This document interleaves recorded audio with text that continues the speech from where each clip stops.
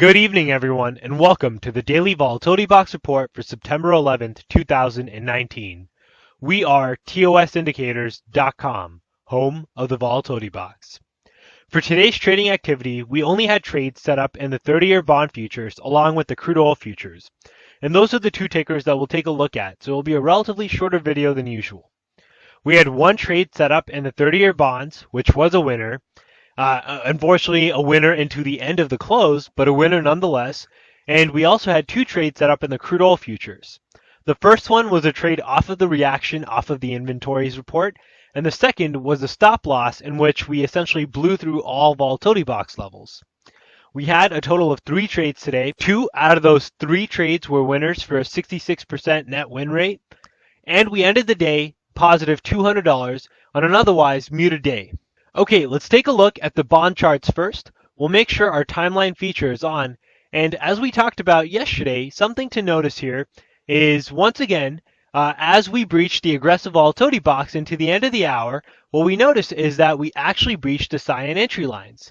However, we then made a move in the opposite direction with the same amount of what would have been original risk in that first hour. And so this essentially told us that we were respecting the volatility box line so far based off of the observation that we noticed yesterday in the gold futures.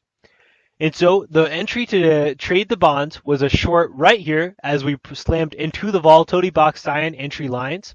We had our stop 8 ticks outside of the volatility box, which was never hit.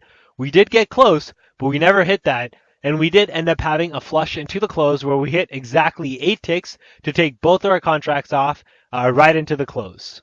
Our next trade that we'll talk about was in the crude oil futures. So as we have our aggressive volatility box here, and Dan, we're talking to you if you're watching, what we noticed is headed into our inventories report, we saw that crude oil was for the most part respecting the aggressive volatility box. And so that was our cue along with this first test in that first hour to continue to use the aggressive volatility box even through the reports. As the inventory reports came out, we had our order triggered to go long, which is already parked out there. We ended up hitting our target in that exact same candle, and we continued to look for a T2, which was never hit. Our second contract was then stopped out at a break even, and we continued to look for another entry to go long. We had our entry to go long right here, as we then continued to plummet through the price action of the volatility box, and this trade ended up being just like yesterday's where we had a grand opening and a grand closing trade in the crude oil futures. So to sum up, we only had 3 trades today, one in the 30-year bond futures, which ended up hitting its target in the final minutes of the day's activity, and 2 trades in the crude oil futures off of the reports, one of which was a winner, one of which was a loser.